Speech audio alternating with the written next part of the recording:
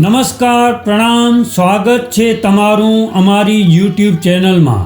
મિત્રો, આજની વાર્તા એક સામાજિક અને જ્ઞાનવર્ધક અને માતાઓએ ખાસ સાંભળવા જેવી વાર્તા બનવાની છે।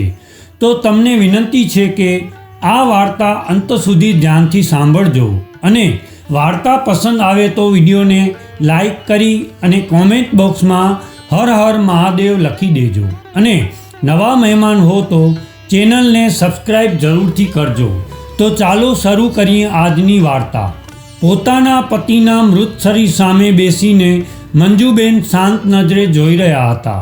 તેને હજુ સુધી વિશ્વાસ નહોતો આવતો કે તેમના પતિ મૃત્યુ પામ્યા છે, કેમ કે થોડા કલાક પહેલાં તો એમની સાથે વાતો કરી રહ્યા હતા અને તેઓ કહી રહ્યા હતા કે આપણને બંનેને તો મૃત્યુ પણ જુદા નહીં કરી શકે। અને ત્યારે મંજુબેને ગભરાઈને એના મોઢા પર હાથ રાખીને કહ્યું હતું કે તમે મૃત્યુનું નામ ન લ્યો, કેમ કે મૃત્યુનું નામ સાંભળીને મને ડર લાગે છે। ત્યારે તેના પતિ બોલ્યા, અરે તું પણ કમાલ કરે છે, એવું કંઈ નથી હોતું કે મૃત્યુનું નામ લેવાથી મૃત્યુ આવી જાય, અને જો એવું થઈ જતું હોય તો આ દુનિયા એમને એમ જ ખતમ થઈ ગઈ હોત। આ બધી તો અંધવિશ્વાસની વાતો હોય છે, પરંતુ એ ક્યાં જાણતા હતા કે મૃત્યુની વાત તેમણે કરી હતી તે આટલી જલ્દી સામે આવીને ઊભી રહેશે, તેમનું ઘર આવી રીતે ઉજળી જશે।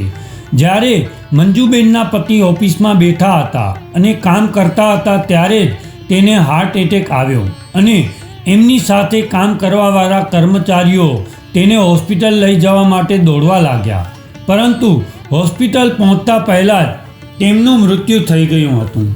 આ જોઈને તેમના સાથી કર્મચારીઓ દુઃખી મનથી એમનું મૃત શરીર મંજુબેનને સોંપીને જતા રહ્યા। પતિનો મૃતદેહ જોઈને મંજુબેનને પોતાની આંખો પર વિશ્વાસ નહોતો થઈ રહ્યો। તેઓ લગાતાર તેમની તરફ જોઈ રહ્યા હતા। તેમના ત્રણેય પુત્રો ખૂબ જ હેરાનીથી એકદમ શાંત થઈ ગયેલી પોતાની માને જોઈ રહ્યા હતા, તો ક્યારેક પોતાના પિતાના મૃતદેહને જોઈ રહ્યા હતા, પરંતુ મંજુબેનની આંખોનું પાણી જાણે કે સુકાઈ ગયું હોય। તેમની આંખોમાં એક અલગ પ્રકારની ગંભીરતા આવી ગઈ હતી। આ જોઈને અમુક મહિલાઓ એવી વાતો કરવા લાગી કે જુઓ તો ખરા, આની આંખમાં આંસુ પણ નથી આવતું, અરે આને તો પોતાના પતિના મૃત્યુનું જરા પણ દુઃખ નથી। ત્યારે એક મહિલા જે ડૉક્ટર હતી એ કહેવા લાગી કે આનું રડવું ખૂબ જ જરૂરી છે, નહીતર આને પણ હાર્ટ એટેક આવી શકે છે। તમે લોકો કંઈક એવો ઉપાય કરો કે મંજુબેન રડવા લાગે। ત્યારે 5 વર્ષનો દીકરો વિપુલ, જેને કંઈ પણ સમજ નહોતી, તે પોતાની મા પાસે આવ્યો અને કહેવા લાગ્યો, માં જુઓ તો પિતાજી કેમ ઉઠતા નથી, અને આપણા ઘરમાં આટલા બધા લોકો શા માટે આવ્યા છે, અને આ બધા કેમ રડી રહ્યા છે, માં તમે કેમ બોલતા નથી? આટલું કહીને વિપુલ મંજુબેનની ગોદમાં બેસીને રડવા લાગ્યો। બીજો દીકરો 7 વર્ષનો હતો અને મોટો દીકરો 10 વર્ષનો હતો, જે મૃત્યુનો અર્થ સારી રીતે સમજતો હતો। તેને ખબર હતી કે તેના પિતાજી હવે આ દુનિયામાં નથી રહ્યા, અને મોટો દીકરો તેની માનો હાથ પકડીને કહેવા લાગ્યો કે માં, હવે પિતાજી આપણી પાસે ક્યારે નહીં આવે, પિતાજી તો આપણને છોડીને ખૂબ જ દૂર જતા રહ્યા છે, તમે તો અમને છોડીને નહીં જાઓ ને? આટલું કહીને એ એની માના ગળે લાગીને જોર જોરથી રડવા લાગ્યો। બાળકોના આવા આક્રંદ અવાજના કારણે આસપાસમાં ઊભેલા તમામ લોકોની આંખોમાં આંસુ આવી ગયા। ત્યારે અચાનક મંજુબેન હોશમાં આવ્યા અને પોતાની આજુબાજુમાં બેઠેલા લોકો તરફ જોયું અને પોતાને ગળે લાગેલા ત્રણેય બાળકોને રડતા જોયા। ત્યારે મંજુબેન જોર જોરથી રડી પડ્યા। ત્યારબાદ તો એની આંખોમાંથી જાણે આંસુનો વરસાદ થવા લાગ્યો। પોતાના બાળકોને ગલે લગાવીને જોર જોરથી રડવા લાગ્યા અને કહેવા લાગ્યા કે મારા દીકરાઓ, હું તમને એકલા મૂકીને ક્યાંય નહીં જાઉં, આજથી હું તમારી મા અને બાપ બંને છું, તમે ચિંતા ન કરતા। ધીરે ધીરે સમય વીતવા લાગ્યો। બીજા લોકો આશ્વાસન આપીને પોતપોતાના ઘરે જવા નીકળી ગયા, પરંતુ પૈસા આપીને આ પરિવારની મદદ કરવાવાળું કોઈએ ન વિચાર્યું। મંજુબેન આ જોઈને હેરાન હતી કે જ્યાં સુધી એમના પતિ જીવતા હતા ત્યાં સુધી તો તમામ સગા સંબંધીઓ તેમને પોતાનાપણું બતાવતા હતા, પરંતુ આજે પોતાના કહેવાવાળા મોઢું ફેરવીને જતા રહ્યા. તમામ સગા સંબંધીઓની ભીડ હતી છતાં પણ મંજુબેન એકલા પડી ગયા હોય એવું મહેસૂસ કરતા હતા.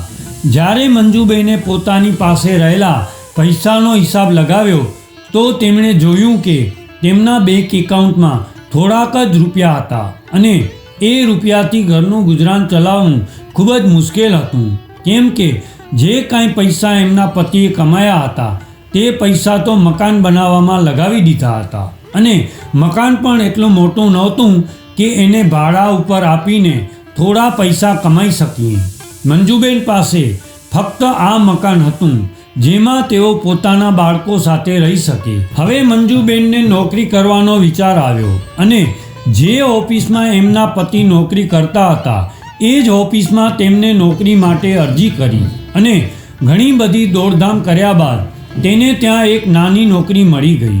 મંજુબેન વધારે ભણેલા નહોતા, તેઓ ફક્ત 12 ચોપડી ભણેલા હતા, એટલા માટે તેને નોકરી પણ કંઈ ખાસ ન મળી અને જે નોકરી મળી હતી તેના પગારથી ઘરનું ગુજરાન ચલાવવું ખૂબ જ મુશ્કેલ હતું.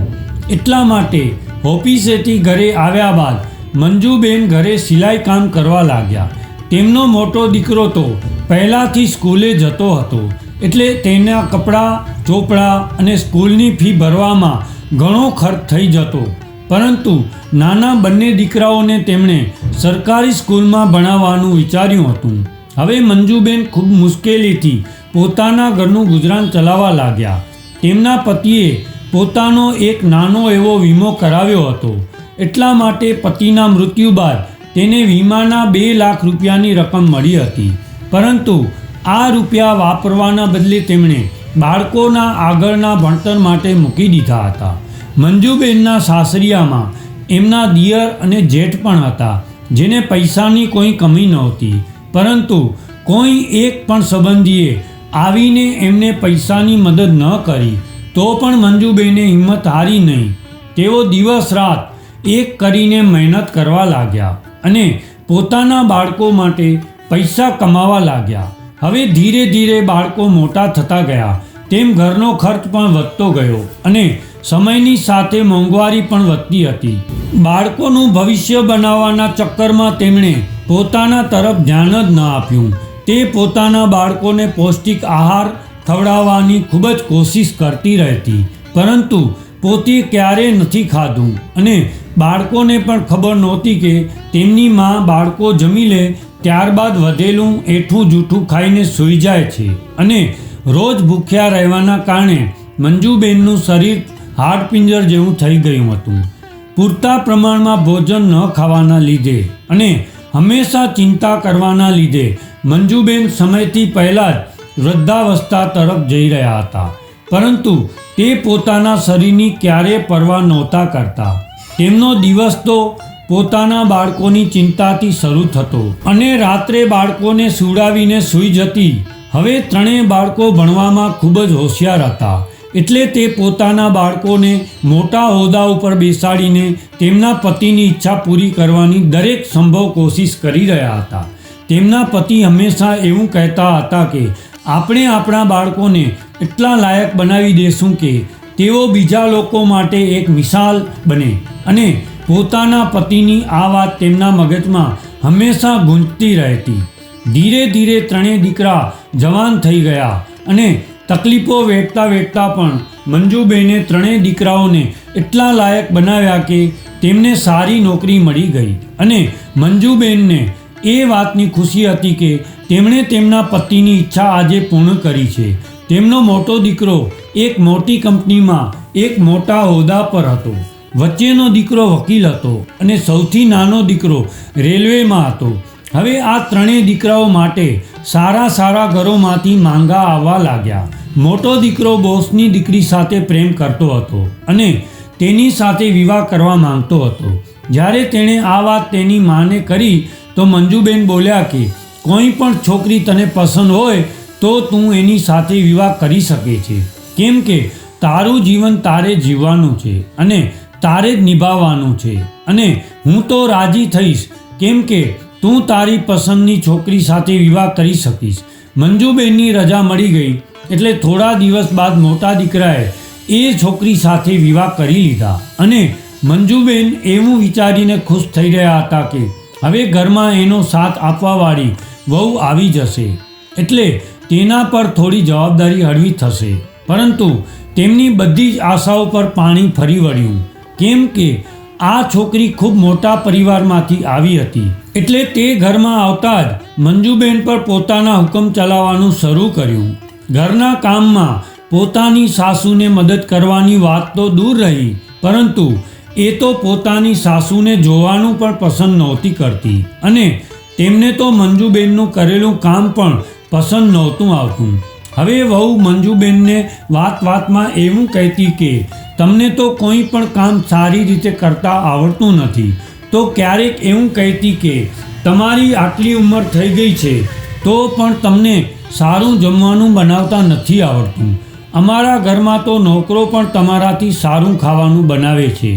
રોજ વહુની આવી કડવી વાતો સાંભળીને મંજુબેન પરેશાન થઈ ગયા અને તેમણે કહ્યું કે કદાચ મારા હાથનું બનાવેલું ખાવાનું તને પસંદ ન હોય તો એક સારું ભોજન બનાવવાવાળું રાખી લે, ત્યારબાદ તને જમવાની કોઈ તકલીફ નહીં પડે.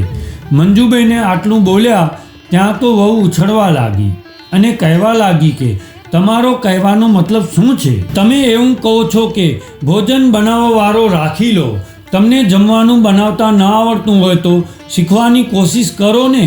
તમારે તો કંઈ શીખવું નથી અને ઉલટા મને કહી રહ્યા છો નોકર રાખવાનું. શું નોકર એમને એમ રાખી શકાય છે? એને પગાર કોણ આપશે? તમે આપશો? તમારી પાસે તો એક પણ પૈસો નથી. દિવસ રાત મહેનત કરીને પૈસા અમે કમાઈએ છીએ. અમે કંઈ મફતમાં બેસીને રોટલા નથી તોડતા. વહુની આવી તીખી વાતો સાંભળીને મંજુબેન આશ્ચર્યચકિત થઈ ગયા, કેમ કે દિવસ રાત મંજુબેન કામમાં લાગ્યા રહેતા, પરંતુ કોઈ સામેથી આવીને એટલું પણ નહોતું કહેતું કે માં તમે થાકી ગયા હશો તો થોડો આરામ કરી લો. ઘણી વખત તો દીકરો સામે હોય તો પણ વહુ મંજુબેનનું અપમાન કરતી હતી, પરંતુ તેને રોકવાના બદલે દીકરો મુખદર્શક બનીને સામે ઊભો રહેતો. ત્યારે મંજુબેન વિચારવા લાગતા કે આ બાળકો માટે મેં શું નથી કર્યું, કેટલું બધું સહન કર્યું છે, કેટલી મહેનત કરીને પાળી પોસીને મોટા કર્યા છે અને આજે આ બાળકો મને આવું કહે છે. મંજુબેન નિરાશ થઈ ગયા હતા, પરંતુ તેના મનમાં એક આશા હતી કે મારા બીજા દીકરાના વિવાહ થશે અને વહુ આવશે તો એમની વહુ જરૂર સારી હશે.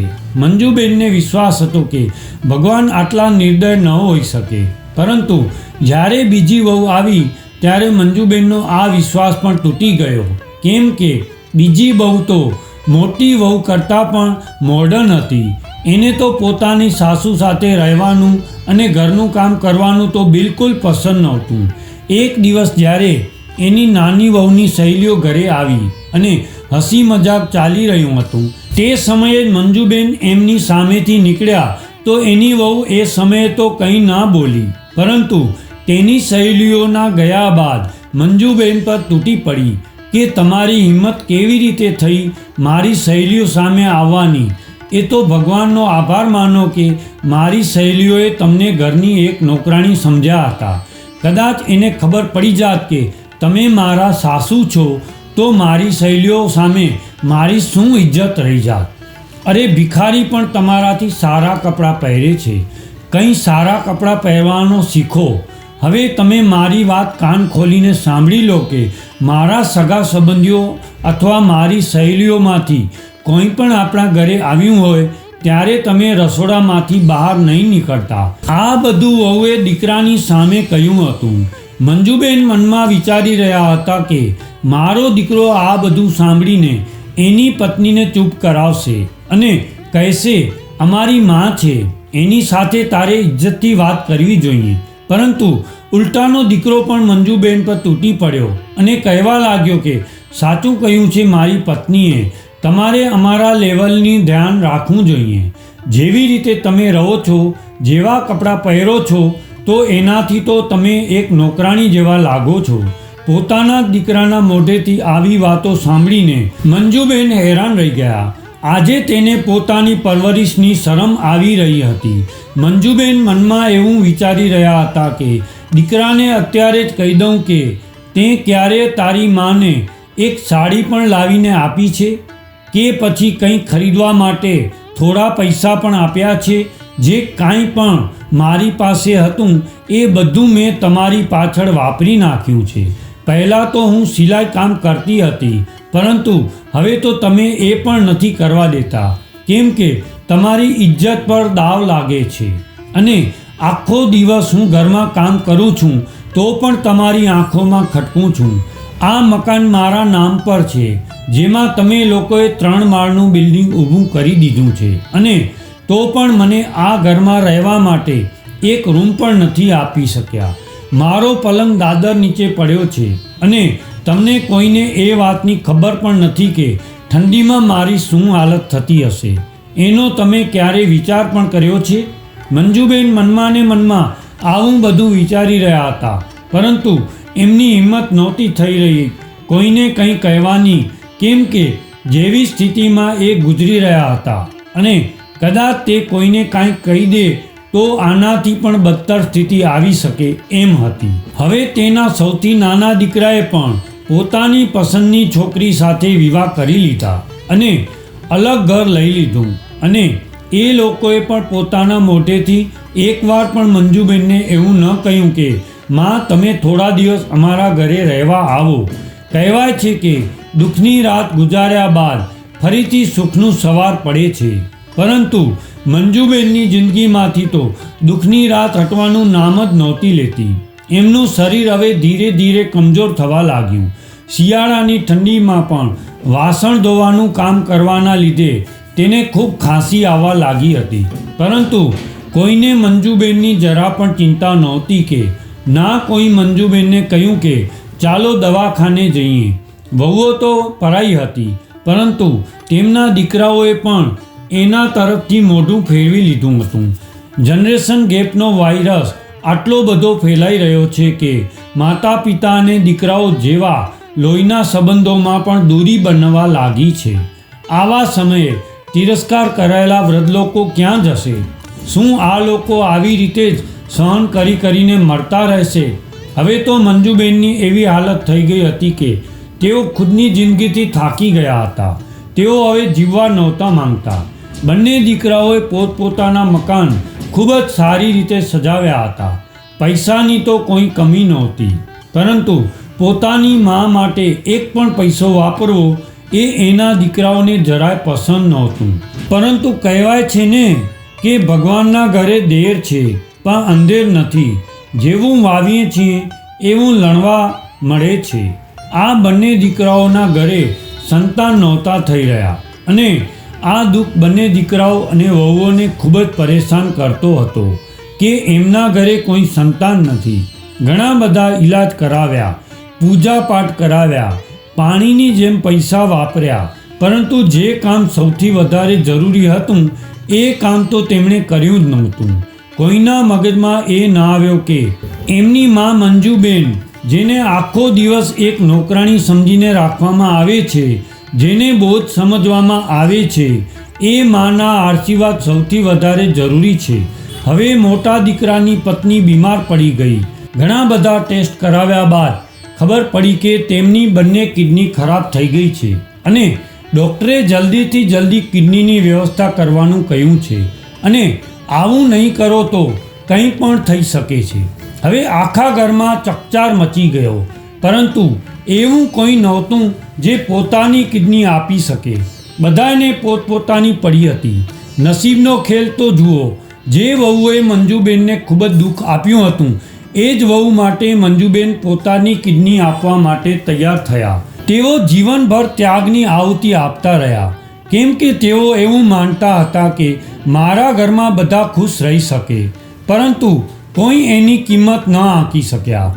હવે એમના પાડોશની મહિલાઓ બીમાર પડેલી વહુ પાસે જઈને કહેવા લાગી કે ખૂબ જ ભાગ્યશાળી છો તું કે તને આટલી સારી સાસુ મળી છે.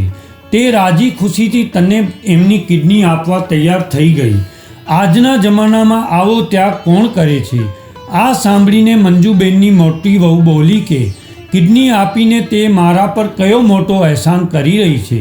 આમ પણ તે થોડા દિવસની મહેમાન છે અને તે પોતાના દીકરાના પરિવાર માટે નહીં કરે તો કોના માટે કરશે? વહુની વાત સાંભળીને મંજુબેન હેરાન રહી ગયા. મંજુબેન ઘણીવાર વિચારતા હતા કે આવા વાતાવરણથી દૂર જતી રહું, પરંતુ બીજો કોઈ રસ્તો પણ નહોતો. તેમણે તો એવું વિચાર્યું હતું કે તેના દીકરાઓ આદર્શ દીકરાઓ બનશે, પરંતુ એના પાલન પોષણમાં કઈ જગ્યાએ ભૂલ રહી ગઈ એ મંજુબેન હજુ સુધી સમજી નહોતા શક્યા. પતિના મૃત્યુ બાદ એક પણ દિવસ એવો નહોતો કે મંજુબેનને સુખ મળ્યું હોય. ત્રણેય પુત્રોની આ એક અભાગણ મા હતી, જેને ભાગ્યનો ખેલ સમજવો જોઈએ, કેમ કે વચ્ચેના દીકરાને પણ ડાયાબિટીસ હતી. અચાનક એનું સુગર લેવલ એટલું બધું વધી ગયું કે તેમની આંખોની રોશની જતી રહી. હવે તેણે પણ જાહેરાત કરી કે કોઈ આંખોનું દાન આપશે એને એના બદલામાં ઘણા બધા રૂપિયા આપશે. હવે આ લોકો એક પંડિતજીને પૂછ્યું તો એમણે કહ્યું કે મને એવું લાગી રહ્યું છે કે તમે લોકોએ કોઈનો ખરાબ રીતે દિલ દુભાવ્યું છે. તમને કોઈની બદદુઆ લાગી છે, પરંતુ આટલી બધી ઉથલપાથલ થયા બાદ પણ કોઈની આંખ ન ખુલી. મંજુબેન પ્રત્યે કોઈના હૃદયમાં દયા પ્રગટ ન થઈ. કોણ જાણે કેમ મંજુબેનના નિર્મળ પ્રેમના ઝરણાને એમના દીકરાઓ અને વહુઓ જોઈ ન શક્યા. પોતાના દીકરાઓ અને વહુઓની આવી માનસિક સ્થિતિ જોઈને મંજુબેન સહન ન કરી શક્યા. એમની સામે એમની એક વહુ કિડનીની બીમારીના કારણે મોત સામે લડી રહી હતી, તો બીજો દીકરો પોતાની આંખોની રોશની ખોઈ બેઠો હતો. આ બધું જોઈને મંજુબેને એક નિર્ણય કર્યો કે તે પોતાની એક કિડની એમની વહુને દાન કરશે અને એક આંખ પોતાના દીકરાને આપશે. પરંતુ આ દાન કરવાના વિષયમાં ડૉક્ટરે કહ્યું કે કોઈ જીવિત વ્યક્તિ પોતાની આંખો દાનમાં ન આપી શકે. અને જ્યારે કિડની આપવા માટે ચેકઅપ કરાવ્યું તો ખબર પડી કે મંજુબેન તો જન્મથી જ એક કિડની પર જીવી રહ્યા છે, જેના કારણે તેઓ કિડની પણ દાન નહીં કરી શકે. ડૉક્ટરે કહ્યું, માજી, તમારે તો એક જ કિડની છે અને એ પણ કાઢી લઈશું તો તમારું મૃત્યુ થશે. અને ડૉક્ટરનું કામ બીજાનો જીવ બચાવવાનું હોય છે, કોઈનો જીવ લેવાનો નહીં. એટલે જીવિત વ્યક્તિની આંખો પણ દાન ન થઈ શકે. આવું જાણીને મંજુબેન નિરાશ થઈ ગયા અને પોતાના જીવન પ્રત્યે તો તેને પહેલાંથી જ મોહ રહ્યો નહોતો, કેમ કે જેવી રીતે પોતાનું જીવન એ જીવી રહ્યા હતા તેનાથી તો મૃત્યુ ઘણું બધું સુખદાયક બની શકે એમ હતું. આવું વિચારીને તેમણે એક ઉપાય કર્યો અને અત્યાર સુધી તો મંજુબેન બસ આહુતિ આપી રહી છે, પરંતુ કોઈએ તેની કદર ન કરી, કોઈને તેના ત્યાગનો આભાસ પણ ન થયો. એટલે આવું જીવન જીવવાનો શું ફાયદો? આવું વિચારીને મંજુબેન એક ફેંસલો કરી ચૂક્યા હતા. પરંતુ આ નિર્ણયને અંજામ આપતા પહેલાં તેમણે એક પત્ર લખ્યો. પત્ર લખ્યા બાદ તેમણે બાજુમાં પડેલી ઊંઘની ગોળીઓ તરફ જોયું અને બીજા દિવસે સવારે જ્યારે મંજુબેન પથારીમાંથી ન ઉઠ્યા તો ઘરના તમામ લોકો હેરાન હતા કે હંમેશા સૌથી પહેલાં ઉઠવાવાળી માં આજે કેમ નથી ઉઠી.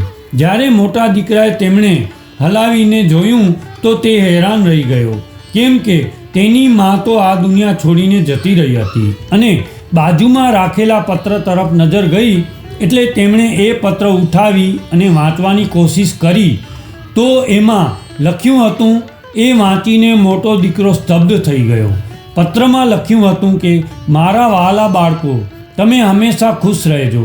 તમારા બધા માટે હું જીવનભર ત્યાગ કરતી રહી, પરંતુ તમારામાંથી કોઈને પણ એનો આભાસ પણ ન થયો. ઘણી વખત હું ત્યાગ બલિદાનની આહુતિ આપી રહી અને મારો હંમેશા એવો પ્રયાસ હતો કે હું તમને બધાને ખુશ રાખી શકું, પરંતુ એ મારા ભાગ્યનો ખેલ હતો કે હું હંમેશા તમને ખુશ રાખવામાં નિષ્ફળ થઈ. તમારા દિલમાં મારા માટે થોડી ઘણી પણ ભાવના જાગૃત ન કરી શકી અને હવે તો આહુતિ આપવા માટે મારી પાસે કંઈ બચ્યો પણ નહોતો. એટલા માટે મેં વિચાર્યું કે હવે શું કરું જેનાથી તમારા જીવનમાં ખુશી આવી શકે. તમે મારા પ્રેમને નાટક ન સમજો. એટલા માટે આજે અમે આ અંતિમ આહુતિ આપવાનો નિર્ણય કર્યો છે અને આ મારી પૂર્ણ આહુતિ હશે, જેનાથી મારી આત્માને શાંતિ મળી જાય અને તમને લોકોને મારા ત્યાગ અને બલિદાનનો થોડો ઘણો પણ આભાસ થઈ શકે. તમને પાળી પોષીને મોટા કરવામાં મારી જોડી તો બિલકુલ ખાલી થઈ ગઈ છે. હવે મારી પાસે કંઈ નથી રહ્યું. હા, બસ એક જીવ વધ્યો છે જેનું બલિદાન આપીને આ સંસારમાંથી વિદાય લઈ રહ્યું છું. જીવનભર મારું મન તમારા પ્રેમ માટે તરસતો રહ્યો, મારા બાળકોના પોતાનાપણા માટે તરસતું રહ્યો, પરંતુ હવે હું થાકી ગઈ છું અને હવે મારી આત્મા શાંતિ ચાહે છે.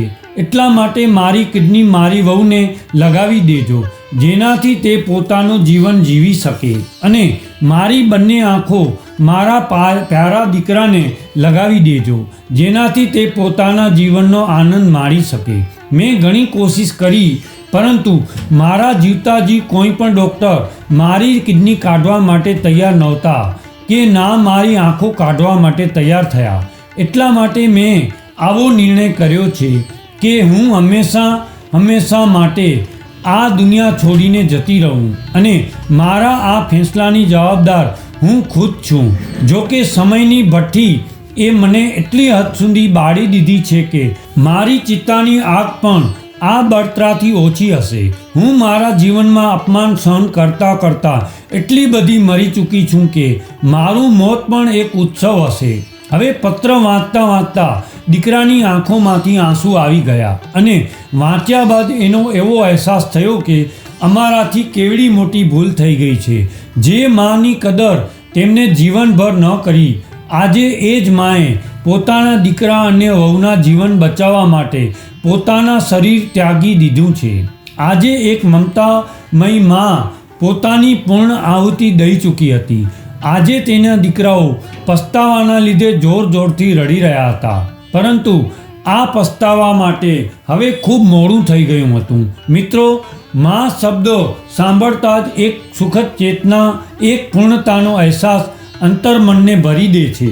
માતા પિતા આપણા જીવન માટે ખૂબ જ મૂલ્ય હોય છે.